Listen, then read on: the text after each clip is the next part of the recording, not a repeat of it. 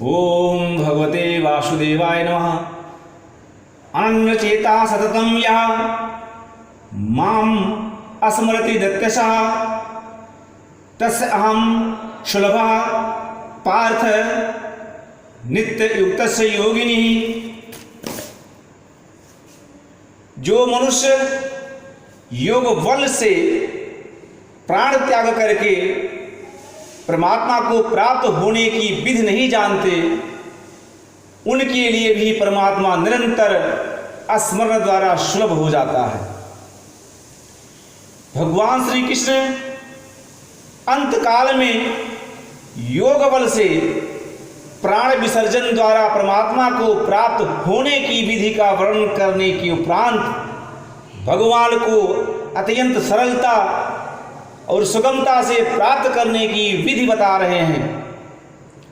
श्री कृष्ण अर्जुन को पृथा कुंती का पुत्र कहकर ये संकेत कर रहे हैं कि कुंती ने कोई ज्ञान साधना अथवा योगाभ्यास नहीं किया था और भगवान को प्राप्त कर लिया था।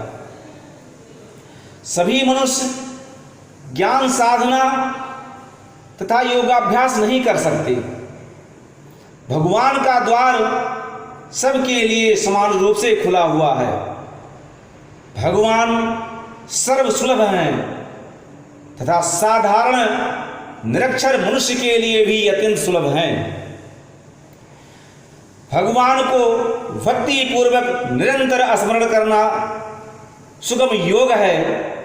जो मनुष्य संसार के समस्त कर्म करता हुआ भगवान को अपना सर्वस्व मानकर अनन्य भाव से उनका स्मरण करता है, वो मनुष्य साभक्त स्मरण द्वारा भगवान के साथ युक्त हो जाता है।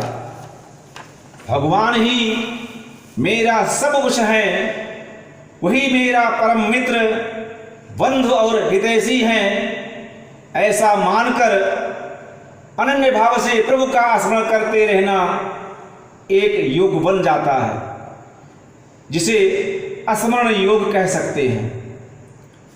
ये स्मरण योग भक्ति योग के अंतर्गत है। भगवान का भक्त किसी व्यक्ति अथवा वस्तु का निरादर नहीं करता तथा वो सब मनुष्यों का आदर एवं वस्तुओं का सदुपयोग करता है, किंतु वो किसी मनुष्य की शरण ग्रहण नहीं करता तथा किसी वस्तु का अभिमान भी नहीं करता।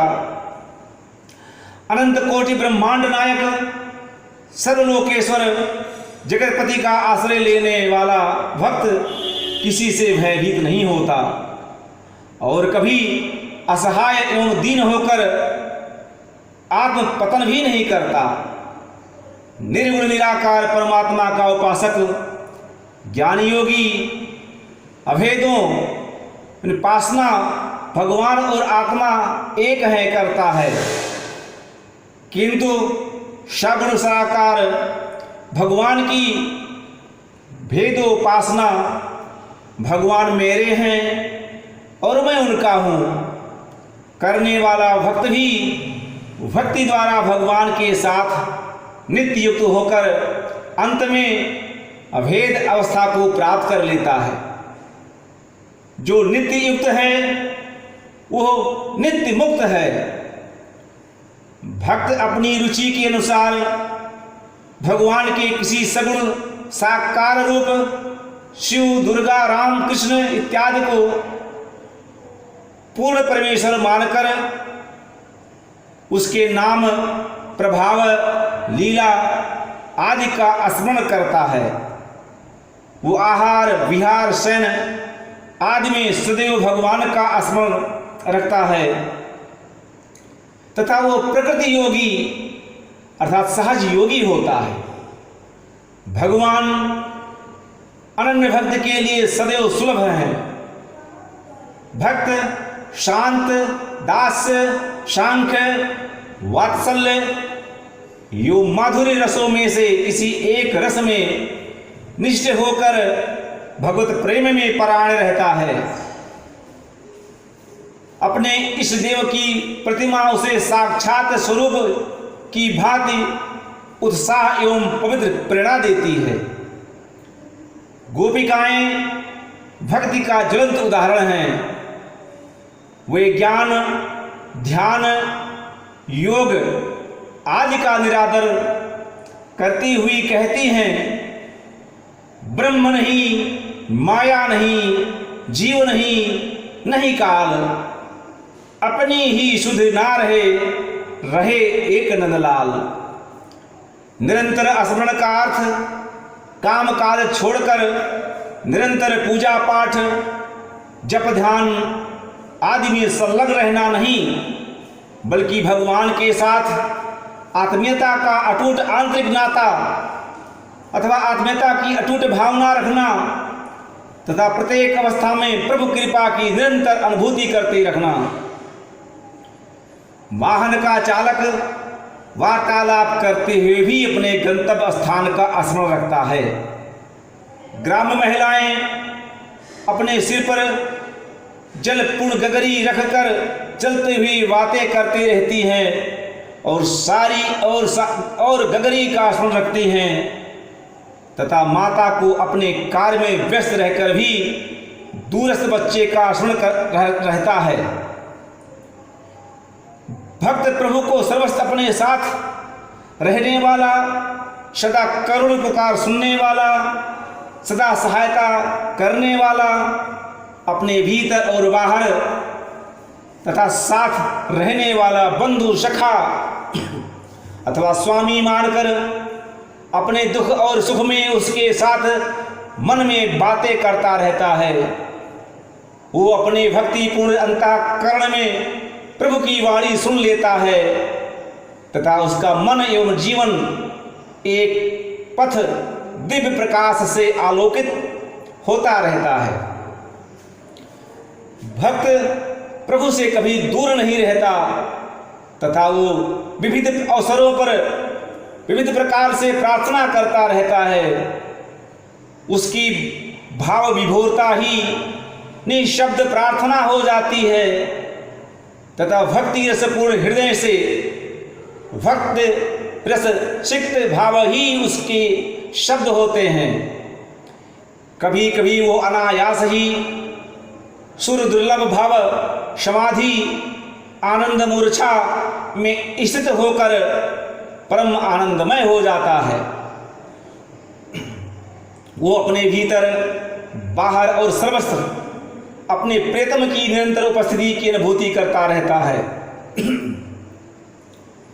सभी में अपने प्रिय प्रभु का संदर्शन करने वाला भक्त किसके साथ द्वेष और शत्रुता कर सकता है? वो सबका मित्र होता है तथा उसकी दृष्टि में सब उसके मित्र होते हैं। घोर शत्रुता करने वाले दुष्ट प्रकृति के मनुष्य भी उसका कभी अहित नहीं कर सकते। भक्त अपने प्रेम को सर्वस्व प्रवाहित करके सबके लिए सुख और शांति का प्रदायक हो जाता है तथा उसके चारों ओर का वातावरण माधुर्य से ओतप्रोत हो जाता है। भगवान का भक्त पूर्ण स्मरण एक अनिर्वचनीय रसपूर्ण योग है।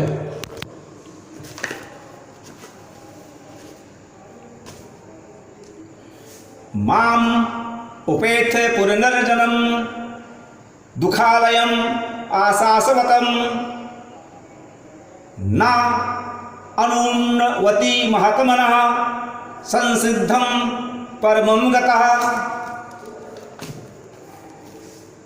आब्रह्मा भूनात् लोकः पुनरावर्तिना अर्जुन माम उपेत्थ तु कौन्तेय पुनर्जन्म न विद्यते।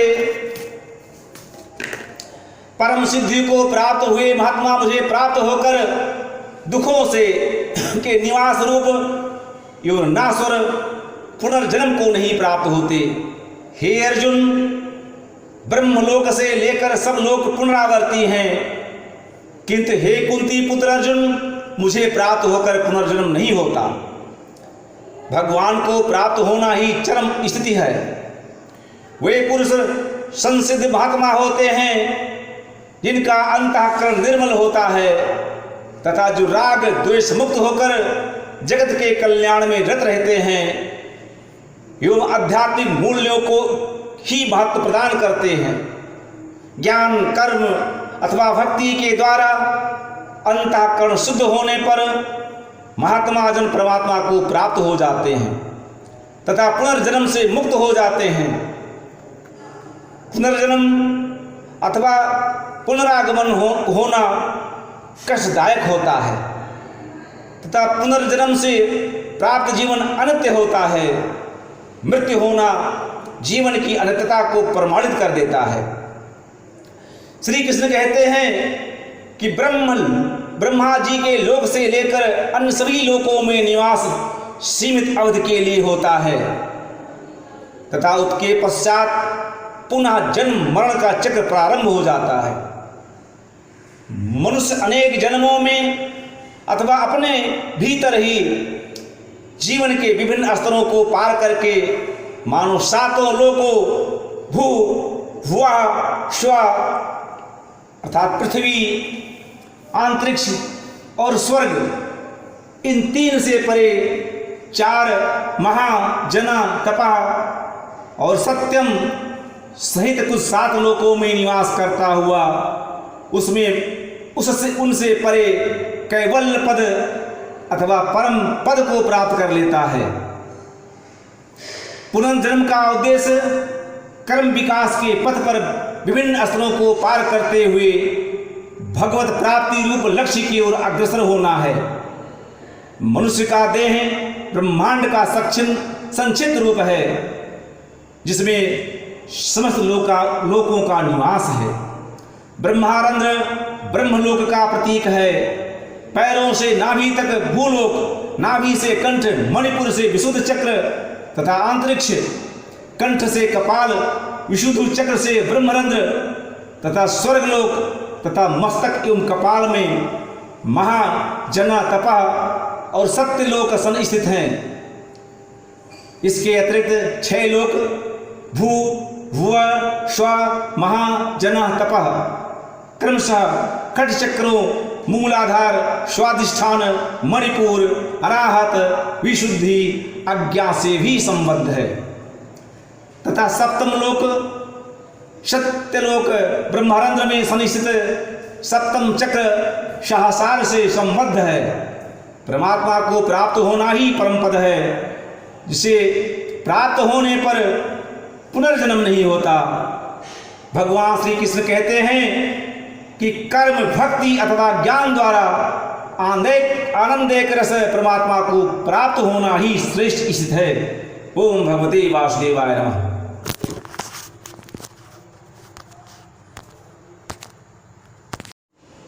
ओम भगवते वासुदेवाय नमः।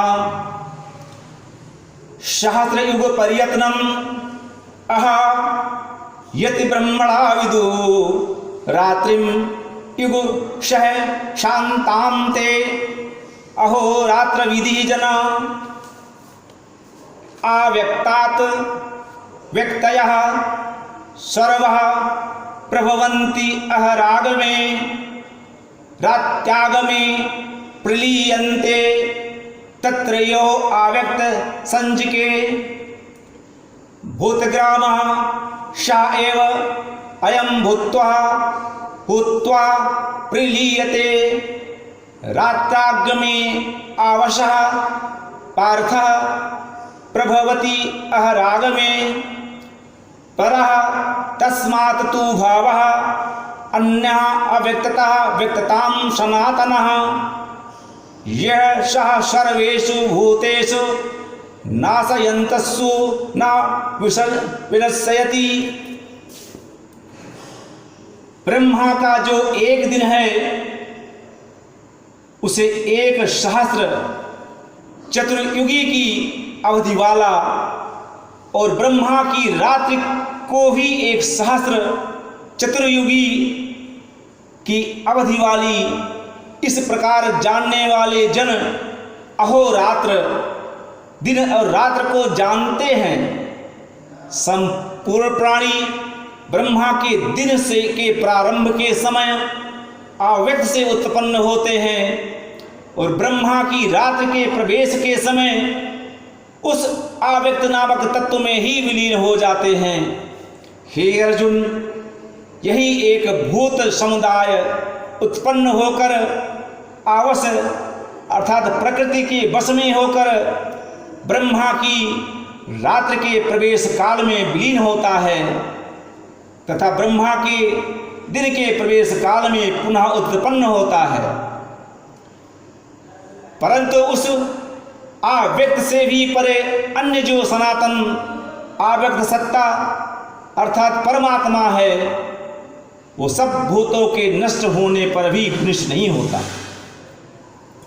शाश्वत परमात्मा को प्राप्त करना ही जीवन का परम पुरुषार्थ है। भगवान श्री कृष्ण कहते हैं कि मनुष्य को अपने अल्प जीवन और अल्प शक्ति और एवं सामर्थ्य के कारण सृष्टि के रहस्य का ज्ञान प्राप्त होना संभव नहीं होता।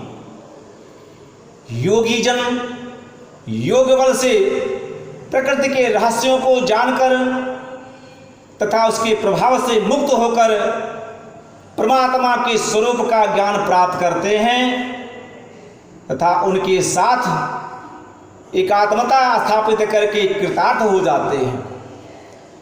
काल की गणना असंभव है, काल अनंत है। ब्रह्मा के एक दिन का परिणाम मनुष्यों की एक चतुर्युगी 4 युगों के तुल्य होता है तथा ब्रह्मा की एक रात्र भी इतने ही परिणाम की होती है। ब्रह्मा के अहोरात्र दिन रात की अवधि जानने पर काल की अनंतता का अनुमान हो सकता है। ब्रह्मा परमात्मा की सर्वज्ञ शक्ति का द्योतक देवता है। ब्रह्मा का दिन ब्रह्मांड की अभिव्यक्ति का काल है तथा रात्रि अनाभिव्यक्त अथवा तिरोधान का। ब्रह्मा का दिन प्रारंभ होने पर अव्यक्त से समस्त प्राणी उत्पन्न होते हैं तथा ब्रह्मा की रात्रि का प्रारंभ होने पर समस्त प्राणी पुनः अव्यक्त में ही लीन हो जाते हैं। जो जीव समुदाय पूर्ण कर्म में होता है वही ब्रह्मा के दिन में पुनः पुनः जन्म और मृत्यु को प्राप्त होता रहता है तथा ब्रह्मा की रात्रि के आगमन पर विलीन होता है। ब्रह्मा की 100 वर्ष पूर्ण होने पर महाप्रलय हो जाता है तथा ब्रह्मा का भी अस्तित्व नहीं रहता। परमेश्वर की हृदय गर्भ स्वरूप अव्यक्त शक्ति से परे तथा श्रेष्ठ चिरंतन नित्य परम अव्यक्त अर्थात परम ब्रह्म परमात्मा की सत्ता है जो सृष्टि की उत्पत्ति और विनाश होते रहने पर भी अग्नीश्वर अक्षर अविकारी और शुद्ध चैतन्य स्वरूप है। परमात्मा ही उपाधि सहित होकर हिरण्य गर्भ अथवा विराट इत्यादि भी कहलाता है तथा अपनी शुद्ध चैतन्य सत्ता में स्थित परम पुरुष परमात्मा को प्राप्त ब्रह्म कहते हैं।